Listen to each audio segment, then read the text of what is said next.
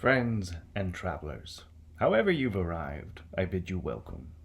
Here at Let's Be Frank, we're about lives, and above all, living well. But I don't suppose a podcast hosted by Benjamin Franklin could be about anything else. In my lifetime, I pursued the practice of moral improvement like a science, recording my successes, and yes, oftentimes reveling in my failings. It's my hope, with our weekly almanack, to deliver to a curious world delicious morsels of history in quick, easy to digest installments, perfect for a sit in your favorite chair or a morning walk to work.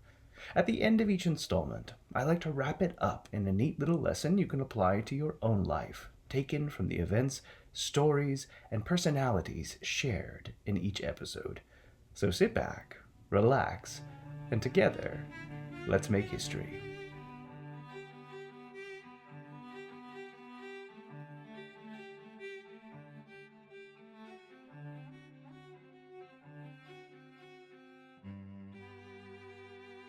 Greetings and salutations, dear listener. Welcome to another installment of Let's Be Frank, an auditory almanac for the curious mind, with me, your faithful friend and host, Dr. Benjamin Franklin, printer. Follow B. Franklin Live across our various social media platforms. B. Franklin Live on Instagram, TikTok, and YouTube. Let's Be Frank, an auditory almanac for the curious mind on Facebook. And if you wish to support the history we try to make every day, consider becoming a member of our Patreon to unlock the litany of benefits and join a community ever-growing of history lovers and people just like you determined to live better. Now more than ever, my friends, we need your support to enhance not only the history and stories we try to tell, but to grow our community, that it may be filled with supportive members just like you. It's been a historic week in 2024, but what was going on in Ben Franklin's life 250 years ago today? The answer to that can be found in this week's edition of This Past Week, a Patreon exclusive piece of content where every week I bring you a primary source from the time Ben Franklin was alive. This week's edition of This Past Week features a 1722 essay by none other than my alter ego, Silence Dogood. At the beginning of the 1720s, my brother James, who I was apprenticed to as a printer, found himself imprisoned for several remarks made in his paper. I took action the only way I knew how, with the power of the pen, and put forward a powerful essay on the freedom of expression and what happens when the letter of our law goes against the nature of liberty that ought belong to all mankind. I know not whether it should be relevant in 2024, but perhaps it's still worth listening to. So join our Patreon, unlock this exclusive piece of content along with Behind the Benjamin. Behind the Benjamin is a Patreon exclusive podcast where my alter ego, Mr. Austin, talks about what goes into creating this unique podcast, the experiences that have brought us to this point. Behind the Benjamin is informal, informative, passionate, and enlightening. Join our Patreon today to unlock this exclusive content. With that out of the way, we can get to today's installment. This is the second episode of our Season 1 Revolutionized, where I circle back to our beginnings of Let's Be Frank in this new, unique format. We debuted last week and are carrying through with the second episode of Season 1. For purposes of good order, this podcast is composed of several primary sources associated with Ben Franklin's life, knit together to collect it all into one narrative on a cohesive theme. Today's episode, is about the spark of innovation. It's about how we represent ourselves, and it's about electricity. I took a walk yesterday evening, dear listener. My thoughts carried me down Walnut Street, past storekeepers closing their shops, smiths banking the coals of their forges, and hackney cabs lingering for their evening fares. Eventually, my feet bore me all the way to the banks of the Schuylkill River. I was reminded of the great many evenings spent on its banks. Layers of spring pollen commingled with muddy foam in ambient swirling patterns filming downstream. And off to the western sky, amid the wash of pink and indigo of the settling Pennsylvania sun, a herd of thunderclouds roamed lonely along the sky. A storm was on the horizon. Electricity was in the air. I marvel often dear listener, at the world, and how much more of it we understand than ever before. Dear listener, I'm a lover of many things: liberty, industry, ladies. But something else captured my passions early in life and compelled a devotion over the 80 years of my life on earth. That, of course, of science. Science shows our place in the world. It calls to us to better understand with siren song. It tempts us with its questions. It binds us with its laws. It has been a long-held belief of mine that the progress of human knowledge will be rapid, and just around the corner, discoveries shall be made of which we at present have no conception. I have begun to almost be sorry that I was born so soon, since I cannot have the happiness of knowing what will be known 100 years from now, 200 years from now. So on this week's episode, we're going to speak a little upon the rise and progress of my scientific reputation. I suspect posterity may label me notorious for a great many things, my labors, both scientific and politic, not being excepted from that.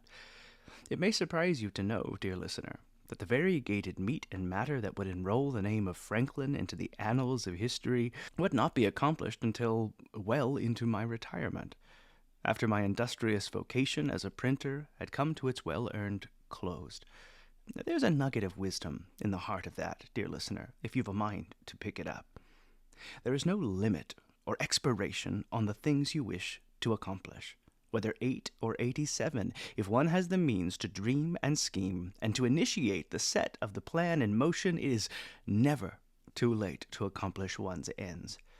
So you put that in your pocket for a rainy day. In 1748, in my 42nd year, I retired from the trade of printer. I turned over my operation to my then foreman, Mr. David Hall, and in exchange for the partnership received a salary of some £650 salary annually, no modest amount, considering a common clerk would smile at the salary of £25. Arriving at such a state of comfort, I found myself at leisure to read, study, make experiments, and converse at large with such ingenious and worthy people as are pleased to honor me with their presence, such as yourself, dear listener. Now, 5 years before my retirement, I happened to find myself in the fair city of Boston, and sought an evening's entertainment in the form of a traveling scientist, a Scotsman by the name of Spence. It was a common occurrence in my time for showmen to make tours through the various taverns and public houses, boasting the latest innovation or discovery. A great many of them were humbug. Lectures on the lumps of men's heads playing oracle to their disposition, or a con man training his prized hog in a series of behaviors so as to make it appear that the pig knew basic ciphers and arithmetic. It's true, dear listener. Aristotle, the learned pig of knowledge, held somewhat of a celebrity in North America. Look it up. So when I sat down for an evening with Archibald Spencer, it was for entertainment more than the edification of my intellect. Spence discussed Newton's theories on light, the movement of the blood and humors, and also he performed tricks using a certain type of material that was popularly tested but minimally understood. They were imperfectly performed, as he was not very expert. But being as the subject was quite new to me, they equally surprised and pleased me. It was a phenomenon that positively held a powerful charge on my imagination, pun you will come to see very much intended. There is, dear listener, an invisible, subtle matter disseminated through all nature in various proportions, equally unobserved, and whilst all those bodies to which it adheres are alike charged with it, inoffensive. It is perhaps the most formidable and irresistible agent in the universe. Animals are in an instant struck breathless. Bodies, almost impervious by any force yet known, are perforated and metals fused by it in a moment. I speak, of course, of electricity. It's important to note, electricity was a novelty of the time, its place perfectly suited for the showmen and scientific quacks that entertained the public spaces of colonial America. The electricity we were aware of was primarily static electricity, and we had yet to make any great connections between the ways electrical fire manifests and executes itself in nature. It was viewed to have no great utilitarian purpose outside of the entertainment that might be garnered from the stimulating shock from making contact with something charged with electrical fire, like the demonstration of Dr. Spencer during the fateful visit in Boston. However, after the evening in Boston, my scientific inclination was anxious to discover if the phenomenon in being understood might have some greater practiced benefit to the world. Just a few short years after witnessing Mr. Spence's demonstrations, I began to practice my own experiments. I procured a Leyden jar, a phial made to contain electrical fire and allow its disbursement into items of positive charge and negative to repel. I will not go into the minutiae as of yet, dear listener. The ends of this discussion is not to discuss my successes in the collection of electrical fire, but rather one particular blunder, owning that mankind may often benefit from learning from the follies, foibles, and failings of history more than its innovations and victories. By my retirement, I never was before engaged in any study that so totally engrossed my attention and my time. The infamous evening with the kite in the key, which I speak of in Season 3 of Let's Be Frank, was still 2 years away, and the budding theory that the lightning in the sky was the same electricity idly manipulated in my experiment was a simple spark in my imagination. When on a particular evening in December of 1750, I would conduct an experiment I never wish to repeat. I had devised several amusements with electricity at that point. Electric barbecues, where my friends and relations drank from electrified glasses, ate poultry prepared by electricity, played electrified games, and witnessed electric illuminations launched across the waters of the Schuylkill River. The following Christmas, I decided to prepare one feast in similar fashion, hypothesizing that a death by electrocution was not only a more merciful means of slaughter, but also did great service to tenderize the meat, while also providing a spectacle for the attendees of this particular Christmas fete. There I was, about to kill the bird by the shock from 2 large glass jars containing as much electrical fire as 40 common phials. I inadvertently took the hole through my arms and body by receiving the fire from the united 2 top wires on one hand, while the other held a chain connected with the outsides of both jars. There was a great flash within the room, and a crack not unlike thunder. I noticed none of this, being utterly stupefied by the full charge of the electrical fire. The first thing I took notice of was a violent, quick shaking of my body, which gradually remitting, my sense as gradually returned. The only practical use for electricity that day, it seems, was to make a vain man humble. It was not enough to stave off my fascination with electricity, but it was enough to swear me off, at least for a span of time, from Turkey. Some of my findings on the phenomenon of electricity would later travel across the Atlantic and make it all the way into the hands of the Royal Academy. Men like the Abbe de Monet and Georges-Louis Leclerc, the Comte de Buffon, they hated it. It cannot be said whether the source of their antagonism was the radical nature of the discoveries, or that these discoveries came from the mind of an American. There was a pervading sentiment, dear listener, among the armchair philosophers of the European continent at that time regarding the general inferiority of the composition of flora, fauna, and the general natural order of the American continent. The inference was that the general impotence extended beyond the animals and plant matter and into all species of the American identity. Certain contemporaries of mine took particular umbrage at this, and made it their own personal mission to refute these scientific libels and gather evidence of the exceptionalism of America's wildlife. The chief amongst them was Messrs. Jefferson and Madison, who made great occupation collecting evidence of grandeur of American wildlife. Thomas Jefferson, for a time, was desperate to have a living moose shipped from America to France. I understand there was even a short time while James Madison kept a family of opossums in his home, bolstering their health to survive the journey across the Atlantic, wishing to use the animals' uniqueness, not only in size, but in their possession of a pouch to forward Jefferson's thesis. I imagine it had a great secondary purpose for the young Mr. Madison, he being a very small fellow, of making utility of the possum's pouch, to take shelter in times of great stress or fatigue. Don't tell him I said that. Now back onto the subject of turkeys. Some sentiments I have shared in private correspondence have often been misinterpreted, as to make it appear that I believe a turkey stands as a better model for our national symbol than its unscrupulous and conniving cousin, the bald eagle. Now, don't mistake me, eagles are wretched birds, and I'm convinced have benefited in reputation over other birds simply by the possession of better PR. But I digress. I'm not about to fall down the rabbit hole regarding the popularity and marketability of birds.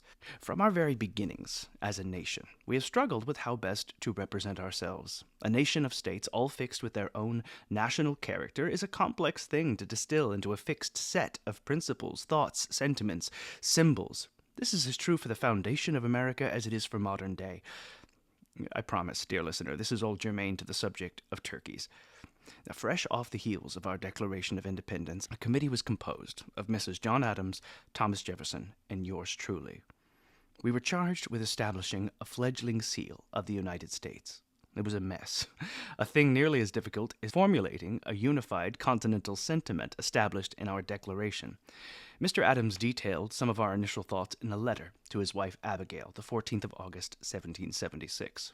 Quote, Dr. Franklin proposes a device for a seal, Moses lifting up his wand and dividing the Red Sea, and Pharaoh in his chariot overwhelmed with the waters. This motto, rebellion to tyrants is obedience to God.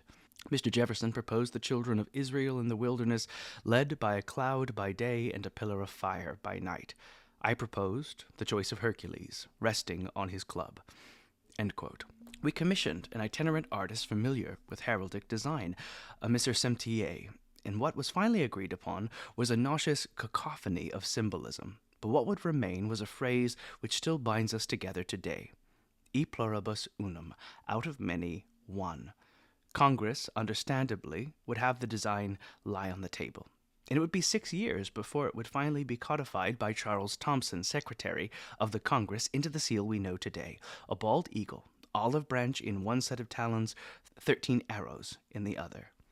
And here we arrive at the point I intended to make, and I thank you, dear listener, for letting me take a rather roundabout and foul tangent at getting to it.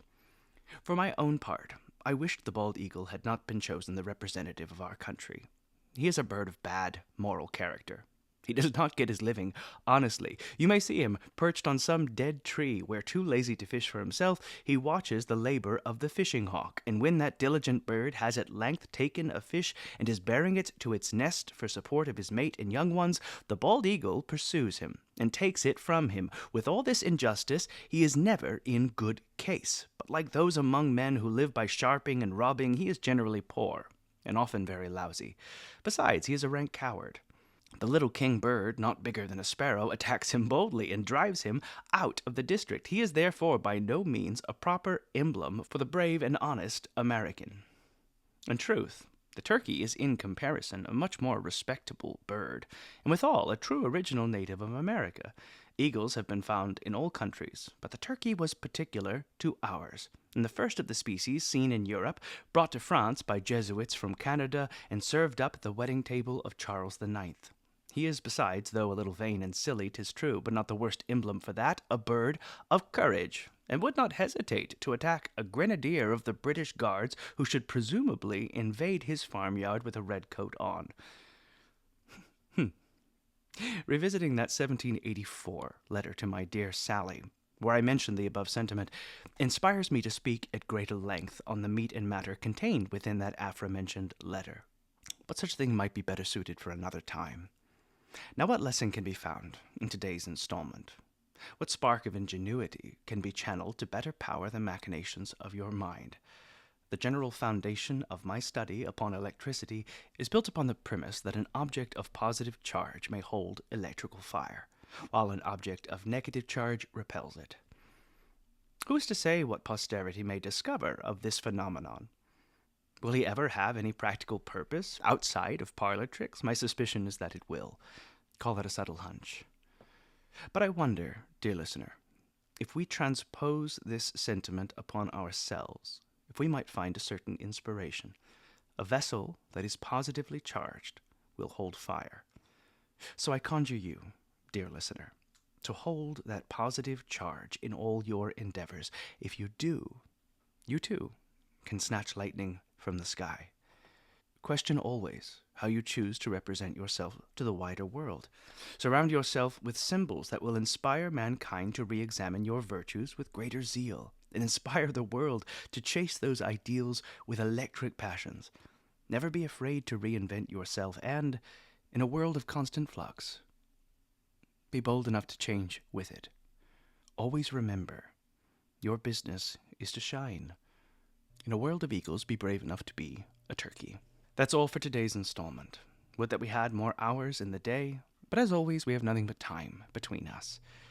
Resource materials and images from this week's episode can be found in the journal section of B. Franklin Live. If you like the show, subscribe to stay up to date with all the latest gossip, and do me the kindness of leaving a review. And, dear listener, spread the word. Tell your friends, tell your family, tell your neighbors, tell your horse. I don't care.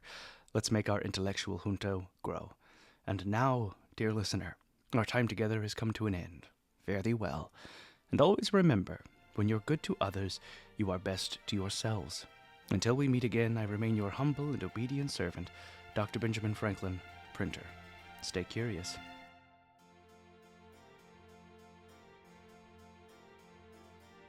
No turkeys were harmed in the making of this episode.